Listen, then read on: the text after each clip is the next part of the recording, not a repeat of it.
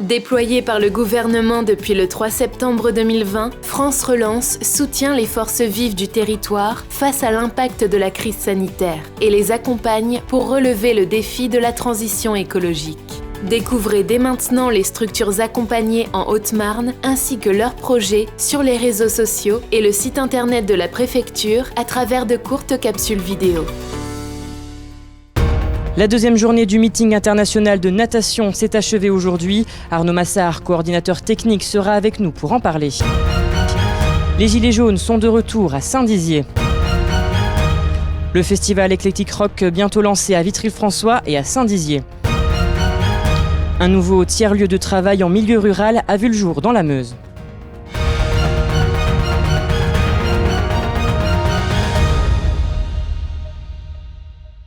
Bonsoir à tous et bienvenue dans votre journal week-end du samedi 16 octobre 2021. Vous le voyez, nous sommes ici au cœur du centre nautique de Saint-Dizier puisque depuis hier se tient la 29e édition du meeting international de natation. Celle-ci devait avoir lieu l'année dernière mais en raison de la crise sanitaire, elle a été annulée. Cette compétition se déroule depuis hier et aujourd'hui s'est achevée la deuxième journée qui regroupe plus de 250 nageurs. Et on fait le point tout de suite dans ce reportage réalisé avec Louis Maujean et Elsa Druillet.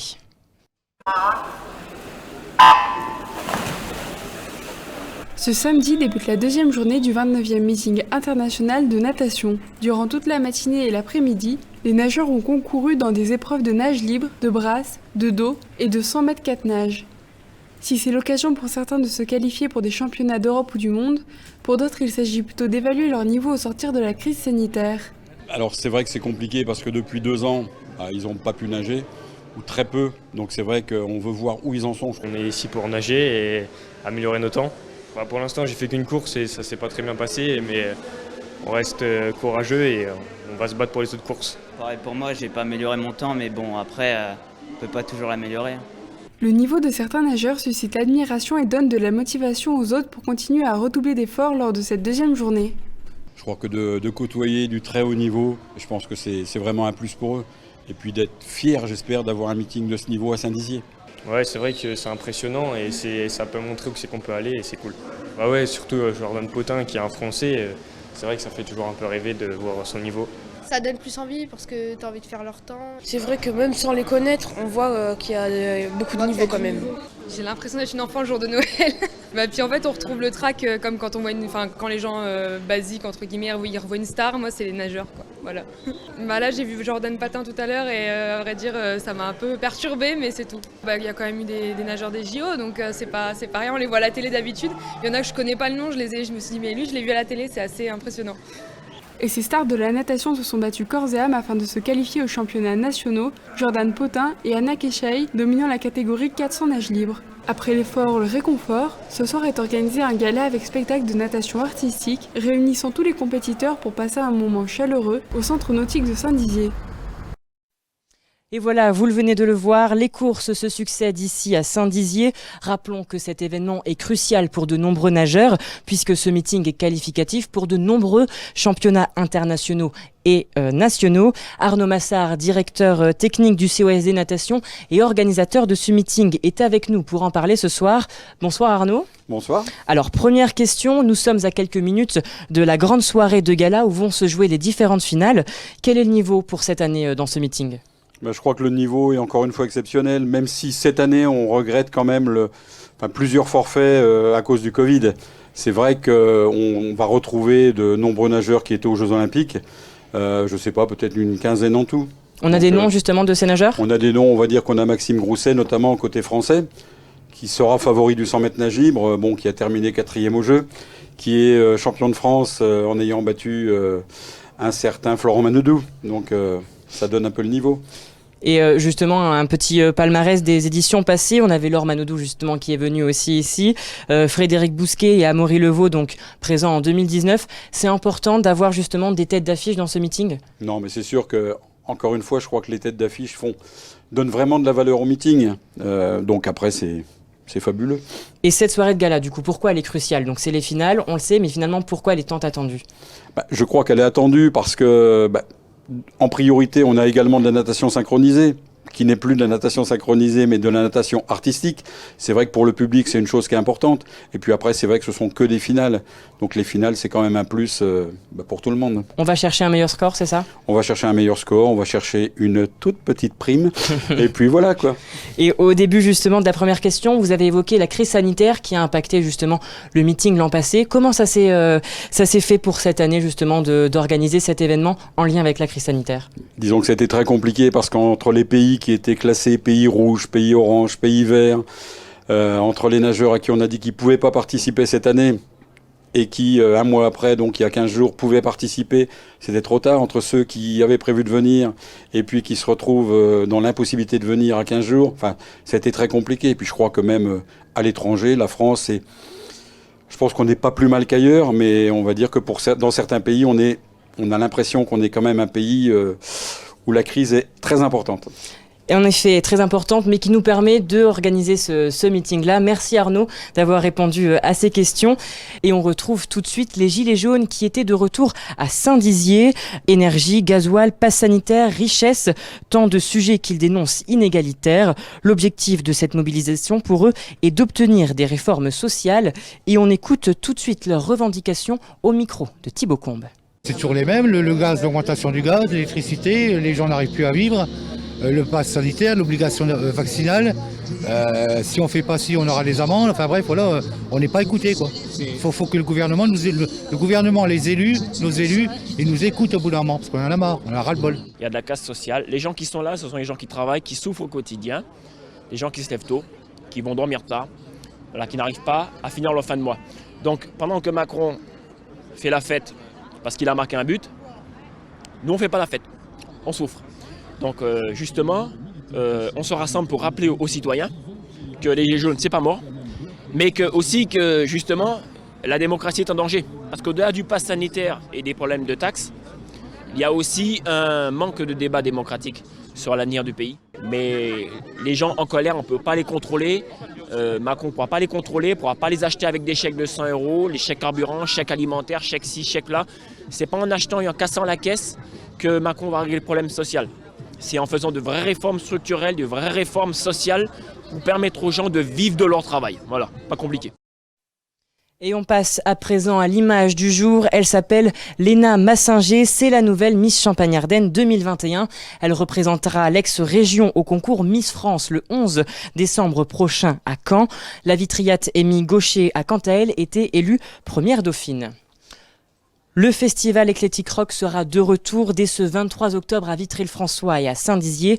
Un festival dédié aux musiques actuelles, rock, reggae, jazz ou encore funk. Il y en aura pour tous les goûts. L'année dernière, cet événement a lui aussi été annulé à cause de la crise sanitaire. Mais cette année, tous les signaux sont au vert.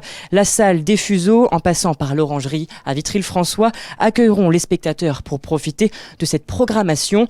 Et justement, on écoute Ilona Pietschok, directrice des Trois Scènes, pour faire le point sur les artistes qui seront présents. C'est une programmation à la fois de concerts tête d'affiche. On va accueillir ici à Saint-Dizier un groupe rock mythique, Ange, qu'on présente plus, qui va fêter ses 50 ans de scène ici au Fuseau. Et on accueille aussi une toute autre génération, le groupe Feu Chatterton, qui est le groupe montant du moment, qui a fait les plus grands festivals, qui a remporté plein de prix ces derniers temps et qu'on est très heureux d'accueillir au Fuseau. Donc à la fois des concerts tête d'affiche, mais aussi une grande part qui est laissée à la scène locale et régionale. C'est important pour nous de promouvoir les groupes locaux. Donc dans les bars, ce sont uniquement des groupes régionaux. On va aussi avoir Jardin Secret, un groupe local à la médiathèque. On accueille aussi une compositrice, guitariste, chanteuse qui s'appelle Sun et qui joue dans le dernier film Tom Medina, donc qui va être donné au cinéma. Et Sun nous fait aussi le plaisir d'animer une conférence, une rencontre au conservatoire. Le pôle coopératif de Revigny sur Ornain dans la Meuse est un nouveau pôle d'accueil d'entreprises, d'ateliers et d'animation ouvert à tous. L'objectif est de rassembler la population et d'échanger sur le territoire rural, mais aussi de montrer qu'il est important de se former à ces nouvelles normes éthiques. Un reportage de Thibaut Combes. Partager, apprendre, échanger, bâtir, Voilà les objectifs de la nouvelle structure pôle coopératif à Revigny-sur-Ornain. L'organisation travaille dans des locaux collaboratifs où se mêlent plusieurs entreprises, plusieurs entrepreneurs qui sont accueillis et accompagnés. Les locaux offrent des salles de réunion, des pépinières, une boutique et même un jardin partagé. Le pôle organise de nombreux ateliers ouverts à tous et offre le choix d'adhérer ou non au projet. Le pôle coopératif, c'est 4 axes stratégiques qui ont été définis avec des habitants, des structures, des mairies du territoire. On a donc le travail, comme on disait, la formation. On a tout ce qui tourne autour du numérique et de la lutte contre l'électronisme, offrir le numérique à tous. On a tout ce qui est autour des échanges culturels, favoriser les échanges entre les personnes intergénérationnelles, apprendre, donner, troquer. Et on a aussi tout un volet sur la transition écologique à travers des ateliers, zéro déchet, santé environnementale, tout ce qui est autour du jardin et du partage. Aujourd'hui, un atelier graines et semences était proposé aux curieux. L'objectif est de transmettre quelques astuces, de montrer que tout est possible et qu'il est important de revoir sa consommation et sa manière de manger et produire. Permettre à tout le monde d'avoir des bases cohérentes et solides pour pouvoir produire des semences en faisant attention aux hybridations par exemple. Là, c'est sur une journée et demie et on voit vraiment tout, c'est-à-dire on voit l'aspect juridique autour des semences, on voit l'aspect enjeu, tous les enjeux autour de la semence, la reproduction, les différents types de reproduction, comment les récolter, comment les entretenir, comment les stocker, comment les mettre en sachet, voilà. Donc on voit vraiment tout et il y a une partie comme aujourd'hui, donc le deuxième jour, une partie pratique où on va expérimenter différentes méthodes de tri de semences. À travers ces ateliers, Alex espère mettre en lien les personnes, les inciter à partager, à s'aider dans la production ou leur alimentation et à créer une communauté autour de la culture de semences. Mettre les personnes en réseau et qu'après ils puissent échanger et de développer une sorte de petite économie circulaire, même si c'est que sur du don ou de l'échange. Pas nombreuses mais très motivées, les participantes ont aimé découvrir les techniques de culture, le pliage et la création d'une pochette à graines. L'objectif est aussi de leur donner les éléments pour pouvoir le refaire seul ou même le partager. Ça m'a beaucoup plu. Maintenant, je suis pas très avancée sur l'histoire de graines. Je fais du jardinage un peu amateur. Mais j'essaie surtout de manger des choses de qualité. Il y a des choses que je pourrais peut-être pas appliquer sur le choix des graines, mais il y a des choses que j'ai acquises et puis que j'essaierai de consolider en parlant avec les copines ou dans l'expérience. Mais c'est très intéressant. Le pôle coopératif accueille de nombreux ateliers et aide beaucoup la vie associative de la commune. L'accès est libre et tous les intéressés sont les bienvenus pour découvrir les ateliers et conférences donnés par les professionnels des domaines. Et voilà, c'est la fin de cette édition spéciale en direct du Centre nautique de Saint-Dizier. Et n'oubliez pas, ce soir à 20h, vous pourrez retrouver la grande soirée de gala en direct sur Puissance Télévisions. En attendant, juste après, vous aurez la météo présentée par Manon Grosset. Très belle soirée à vous. Toute l'actualité qui vous concerne, à voir et ou à revoir, dès maintenant sur puissancetélévision.fr et sur notre application mobile. Une femme sur 8 risque de développer un cancer du sein. L'information sur le dépistage précoce permet de sauver des milliers de vies et est essentielle. Alors Puissance Télévision s'engage pour véhiculer ce message. Tous ensemble, restons vigilants.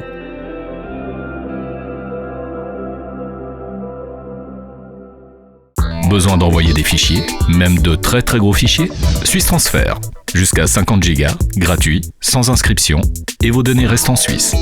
Suisse Transfert, par Infomaniac.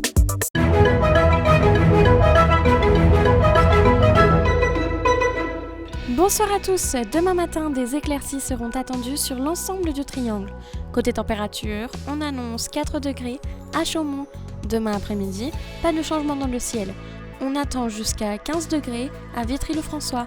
La soirée de demain s'annonce plutôt dégagée avec 10 degrés à Bar-le-Duc. Demain nous fêterons les Zélis et nous perdrons 3 minutes de soleil. Très belle soirée avec Puissance Télévision.